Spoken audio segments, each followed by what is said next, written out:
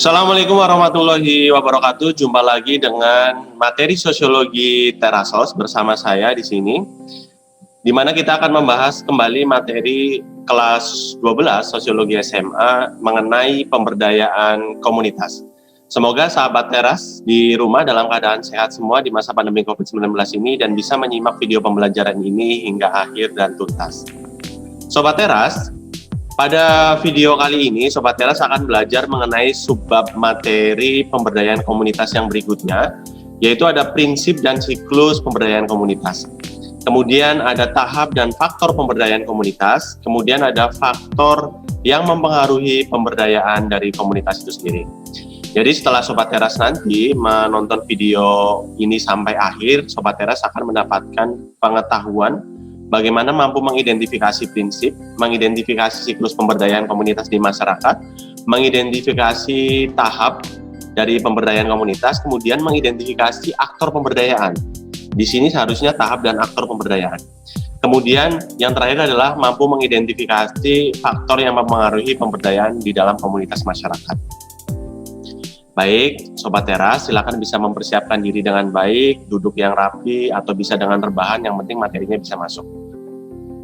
Lanjut, yang pertama, sebelum kita memahami mengenai tahap, tujuan, siklus, faktor penghambat, dan sebagainya, saya di sini ingin menampilkan salah satu sebuah contoh bentuk dari pemberdayaan di salah satu kota yang sangat terkenal, yaitu di Kota Malang. Jadi ini adalah salah satu pemberdayaan di daerah Malang, di mana di sana ada yang namanya Kampung Warna-Warni. Sangat menarik ya kalau Sobat Teras bisa lihat. Ini ada sungai, kemudian ada jalan kereta ini. Kemudian rumah-rumah di sana dijadikan sebagai tempat wisata, yaitu Kampung Warna-Warni. Banyak sekali spot-spot foto yang bisa digunakan untuk para remaja atau para wisatawan yang datang, sehingga dia bisa mengekspos dari Kampung Warna-Warni. Tapi Sobat Teras, asalkan Sobat Teras tahu bahwa Kampung Warna-Warni pada sebelum ada tempat wisata ini adalah menjadi tempat yang kumuh dulunya. Dulunya itu kumuh, tapi sekarang menjadi tempat wisata. Kenapa dulu kumuh sekarang menjadi tempat wisata? Karena dengan adanya yang namanya pemberdayaan komunitas. Nah, Sobat Teras tentunya sudah paham mengenai apa itu pemberdayaan komunitas yang dipelajari di video sebelumnya. Baik, nah itu adalah salah satu contoh bentuk dari pemberdayaan komunitas Kampung Warna-Warni di Malang, di mana menjadi tempat wisata. Lalu sebenarnya bagaimana sih prinsip-prinsip yang dipegang dalam sebuah pemberdayaan komunitas sehingga Kampung Warna-Warni di Malang atau pemberdayaan komunitas yang lain di masyarakat Indonesia ini bisa berjalan dengan baik? Yang pertama, prinsipnya adalah, ini menurut Herbert Rabin, bahwa pemberdayaan itu memerlukan yang namanya break even dalam setiap kegiatan yang dikelolanya. Break even, ada yang kalau di istilah ekonomi ada namanya break even point. Jadi bagaimana pengeluaran itu dan pemasukan itu sama ya, jadi tidak ada rugi, tidak ada untung. Dalam prinsip pemberdayaan juga seperti itu, jangan sampai program kegiatan pemberdayaan di masyarakat itu merugikan masyarakat itu sendiri. Dia sudah berusaha keras, ternyata dia mengalami kerugian. Nah, akhirnya masyarakatnya tidak mandiri. Tentunya itu bukan prinsip dari pemberdayaan. Kemudian pemberdayaan selalu melibatkan partisipasi masyarakat baik dalam perencanaan maupun pelaksanaan yang dilakukan. Sobat Teras, bahwa prinsip ini sangat penting.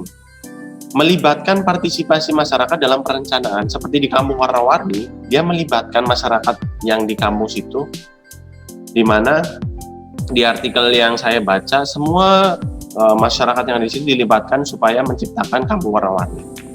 Baik dari perencanaan, nanti pengecatannya seperti apa dan sebagainya, hingga pelaksanaan ketika Kampung Warna-Warni itu sudah dibuka menjadi tempat wisata. Nah, itu adalah prinsip yang sangat penting. Harus melibatkan partisipasi dari perencanaan hingga pelaksanaan.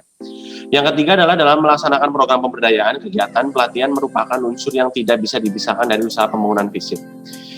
Jadi, prinsipnya ada pemberdayaan pelatihan, tetapi juga ada pembangunan secara fisik.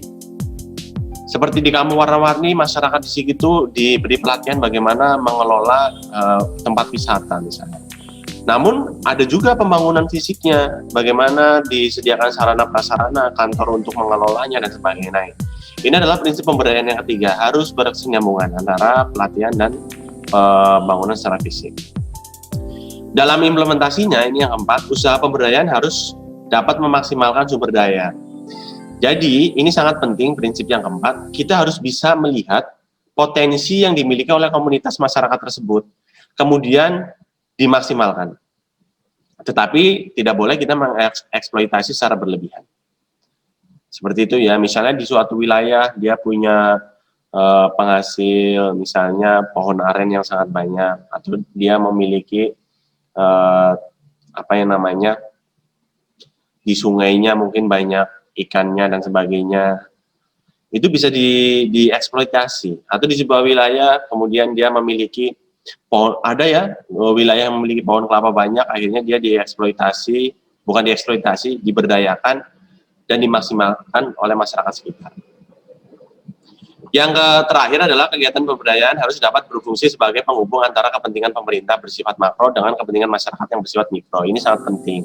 Bagaimana pemerintah kita itu punya banyak sekali program besar untuk memajukan dan mesejahterakan masyarakat kita. Nah, dari program-program besar itu kemudian dipecahkan ke wilayah-wilayah, kemudian di wilayah-wilayah tersebut yang kecil-kecil itu ada program dari masyarakat daerah itu. Nah, programnya mereka kan mikro, sedangkan program pemerintah itu makro. Jika ini dijalankan dengan baik, pemberdayaan di masyarakat daerah yang mikro-mikro ini tentunya akan mensupport kepentingan pemerintah yang sifatnya besar atau makro, mesejahterakan masyarakat Indonesia. Itu mengenai prinsip-prinsip dari pemberdayaan. Kemudian ada siklus-siklus pemberdayaan nih Sobat Teras. Kalau tadi prinsip, sekarang kita berbicara mengenai siklus. Ada 7 siklus pemberdayaan dari masyarakat. Ini menurut salah satu bukan tokoh ya, tapi memang yang ahli di pemberdayaan bernama Teddy Wilson. Di mana ada tahap pertama, jadi siklus dari pemberdayaan itu tahap pertama, keinginan untuk merubah. Misalnya di Kampung Warna-Warni yang tadi saya contohkan, masyarakat di situ kan kehidupannya kumuh, sungainya sangat kotor dan sebagainya. Kalau mereka tidak ada keinginan untuk merubah, menjaga lingkungan yang ada di sekitar situ, tentunya tidak mungkin terjadi yang namanya Kampung Warna-Warni sebagai tempat wisata. Jadi tahap yang pertama itu penting, keinginan untuk merubah. Setelah itu adalah tahap yang kedua, melepaskan halangan-halangan. Melepaskan halangan-halangan di sini, ketika sudah ada keinginan untuk merubah, dia harus melepaskan halangan-halangan yang menghambat dia, misalnya kebiasaan dia membuang sampah secara sembarangan, itu harus dihilangkan. Misalnya kebiasaan dia yang hidupnya kotor sehingga kampung itu menjadi kumuh, itu harus dihilangkan. Setelah masalah melepaskan halangan-halangan, mulailah masyarakat yang ada di komunitas itu memiliki rasa yang bertambah terhadap komunitas masyarakatnya mereka sendiri. Ternyata misalnya saya masih mengaitkan dengan Kampung Warna-Warni, setelah masyarakatnya sudah mau merubah kehidupannya, dia punya keinginan yang pertama merubah kehidupannya untuk tidak mencemari lingkungannya kembali, dia akhirnya sadar, memiliki ternyata bahwa kita harus benar-benar menjaga kampung ini supaya bersih misalnya. Kemudian mengembangkan peran dan batas tanggung jawab, ini yang keempat. Mengembangkan peran dan batas tanggung jawab artinya setelah dia punya rasa memiliki, saya kembali ke contoh masyarakat Warna-Warni, dia punya peran dan tanggung jawab untuk melakukan pemberdayaan tempat wisata misalnya. Akhirnya dibagilah tugas-tugas, siapa yang bertanggung jawab menjaga lingkungan kebersihannya, siapa yang bertanggung jawab untuk melakukan mengecat, siapa yang menjawab nanti ketika sudah dijadikan kampung wisata yang menjaga dan sebagainya. Hinggalah masuk ke tahap yang kelima, adanya pencapaian hasil dan target yang lebih besar. Setelah mengembangkan peran dan batas tanggung jawab, pemberdayaan dilaksanakan, dia akan mendapatkan pencapaian hasil dan target yang lebih besar. Biasanya, setelah pemberdayaan itu berjalan, pasti dia ingin mencapai target yang lebih besar lagi. Seperti di Kampung Warna-Warni, bagaimana ya supaya wisata ini bisa selalu banyak dikunjungi oleh wisatawan. Nah, pasti dia punya target yang lebih besar dengan program-program pemberdayaan yang dilakukan. Kemudian masuklah ke tahap 6, perubahan perilaku dan kesan terhadap dirinya. Ini sangat penting, artinya bahwa program pemberdayaan itu sudah berjalan dengan baik, masyarakatnya sudah habitnya sudah bagus, dia sudah mandiri, produktif dengan kegiatan pemberdayaan, sehingga menjadi merubah pola perilaku dia keseharian yang tentunya sudah sesuai dengan kegiatan pemberdayaan dan sudah menjadi kebiasaan dia sehingga dia produktif gitu. Kalau di kampung warna-warni yang tadinya dia sering buang sampah sembarangan dan sebagainya, sekarang dia sudah bisa mengelola dengan baik, tidak melakukan hal seperti itu. Kemudian siklus yang terakhir adalah merasa tertantang untuk upaya yang lebih. Dan ini sangat bagus sekali, biasanya banyak sekali program pemberdayaan di masyarakat kita ketika dia sudah sukses misalnya, memberdayakan 1.000 pemuda misalnya di kampung. Dia pasti tertantang lagi untuk memberdayakan lebih dari 1.000 pemuda. Nah, ini adalah salah satu siklus dari pemberdayaan masyarakat. Dan ketika itu siklus ini berjalan dengan baik, tentunya program pemberdayaan di masyarakat berjalan dengan lancar dan masyarakatnya menjadi bisa lebih sejahtera. Ini adalah siklus pemberdayaan di dalam masyarakat. Kemudian ada tahap-tahap pemberdayaan. Tahap pemberdayaan yang dikemukakan oleh Sulistiani dalam buku Kemitraan dan Model-Model Pemberdayaan itu ada 3.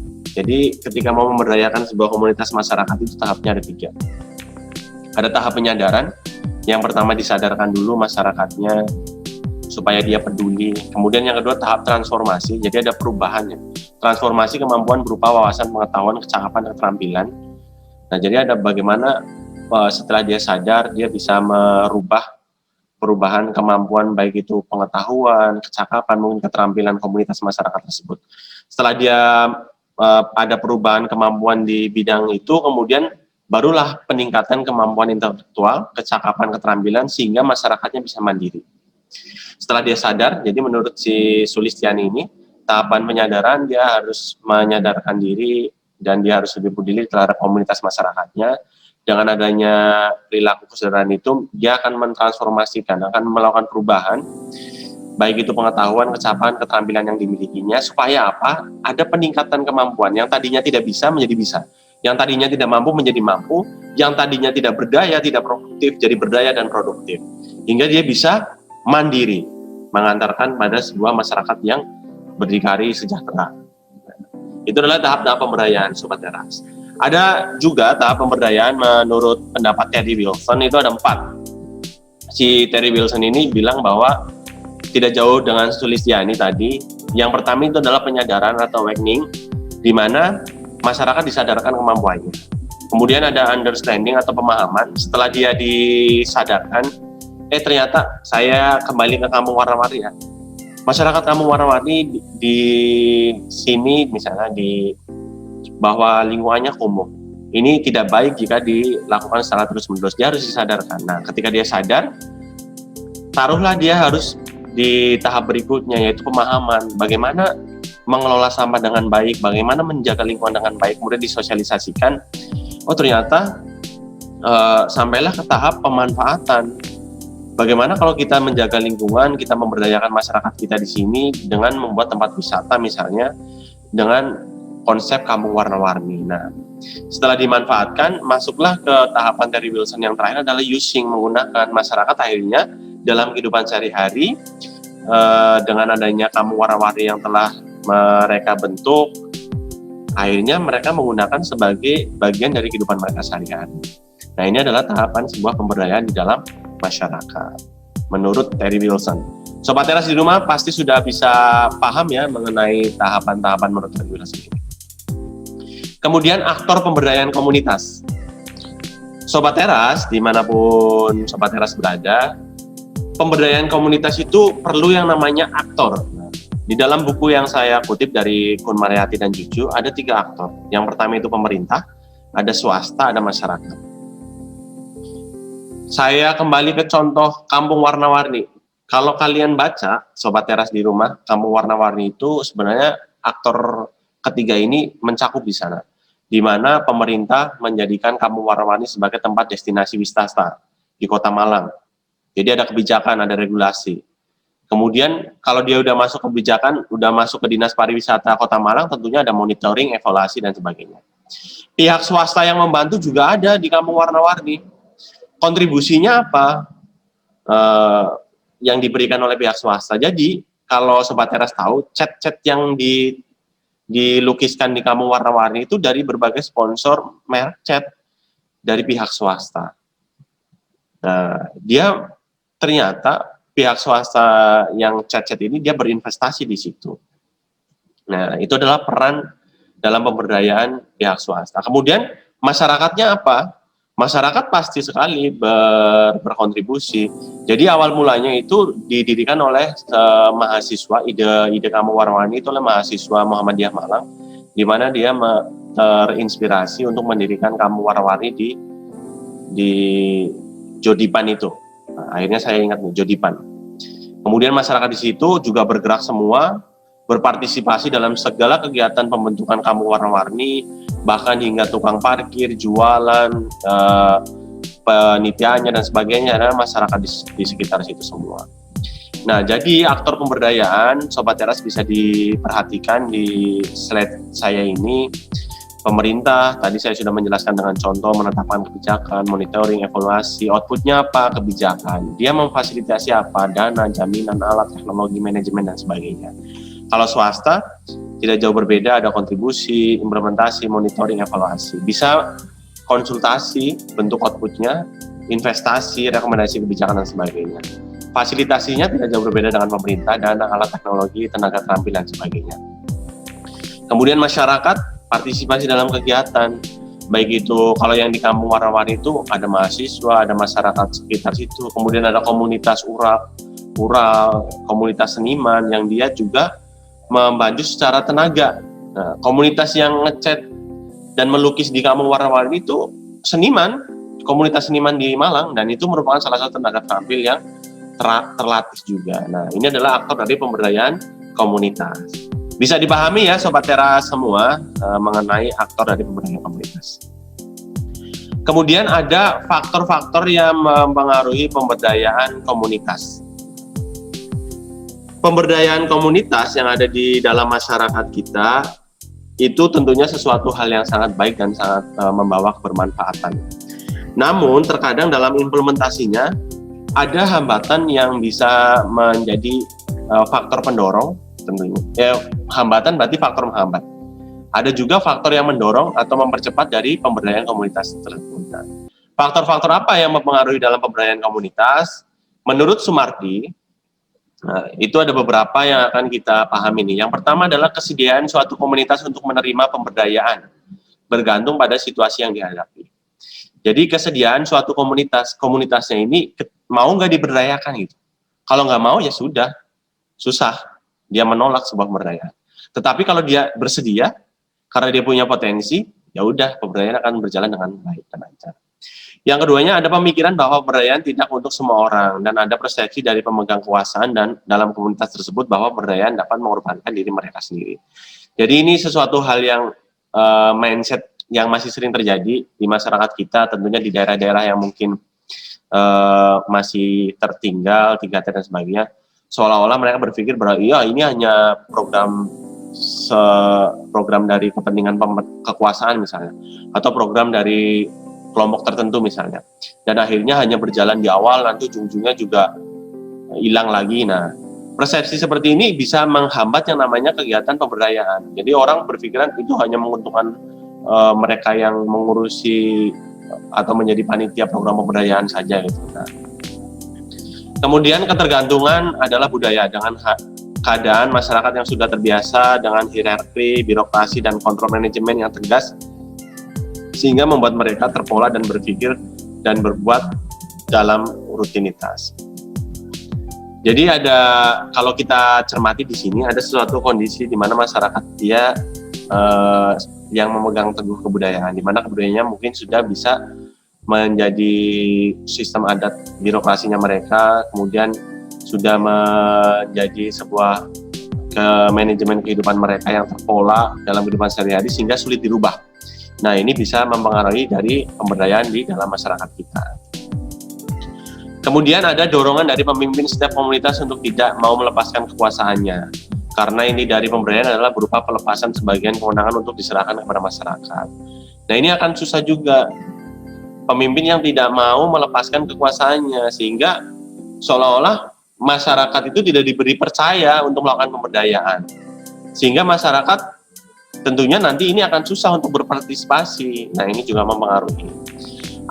Kemudian adanya batasan pemberdayaan, terutama terkait dengan siklus pemberdayaan, kemampuan dan motivasi setiap orang berbeda-beda. Memang kita tahu Sobat Teras bahwa komunitas atau masyarakat lokal yang ada di seluruh Indonesia, antara satu komunitas masyarakat dan komunitas masyarakat lain tentunya memiliki karakter yang berbeda. Mereka memiliki kemampuan dan motivasi yang berbeda. Ada suatu wilayah yang dia mau bergerak untuk maju, ada yang satu wilayah dia memang tidak mau bergerak maju, akhirnya tetap tertinggal. Kemudian adanya kepercayaan para pemimpin komunitas untuk mengembangkan pemberdayaan dan mengubah persepsi mereka tentang anggota komunitasnya. Nah, apabila ada kepercayaan para pemimpin komunitas di masyarakat itu, dan dia mampu mengubah persepsi masyarakat yang ada di komunitas itu, tentunya pemberdayaan akan berjalan dengan lancar. Kemudian pemberdayaan tidak kondusif bagi perubahan yang cepat. Kenapa pemberdayaan tidak kondusif bagi perubahan yang cepat? Ketika masyarakat mendapatkan perubahan yang cepat, tentunya akan terjadi yang namanya cultural lag, kesenjangan budaya, dan juga ada cultural shock, kegoncangan budaya. Nah, ketika terjadi itu, masyarakatnya tentu akan kaget ya. Dan yang tadinya misalnya program pemberdayaannya terlalu ekstrim gitu, targetnya bulan ini harus mendapatkan produktivitas yang banyak, kemudian akhirnya mengeksploitasi sumber daya alam, akhirnya bisa terjadi tuh kondisi yang tidak kondusif, dan ini mempengaruhi pemberdayaan. Kemudian yang terakhir, pemberdayaan membutuhkan dukungan sumber daya yang besar, baik dari segi pembiayaan maupun waktu. Sobat Teras dimanapun Anda berada, ini sangat penting sekali. Dengan adanya pembiayaan, itu akan mempermudah dan memperlancar sebuah kegiatan pemberdayaan. Tetapi pembiayaan ini juga harus didorong dengan adanya sumber daya yang besar, baik itu sumber daya manusia maupun sumber daya alam yang ada di situ. Supaya apa? Supaya bisa memberdayakan sumber daya alam dengan baik, karena ada SDM yang baik juga, sehingga berjalan dengan baik nih pemberdayaan itu. Nah, itu adalah beberapa faktor-faktor yang mempengaruhi pemberdayaan komunitas. Sobat Teras, jadi sudah bisa dipahami semua ya mengenai mengenai tadi kita belajar ada prinsip pemberdayaan, tahapan pemberdayaan, siklus pemberdayaan, kemudian ada faktor yang mempengaruhi pemberdayaan di dalam masyarakat kita. Semoga bisa bermanfaat mengenai pemberdayaan komunitas ini. Untuk semua sahabat Teras yang ada di rumah, tetap jaga kesehatan. Sampai jumpa di materi sosiologi SMA berikutnya. Wassalamualaikum warahmatullahi wabarakatuh. Dadah.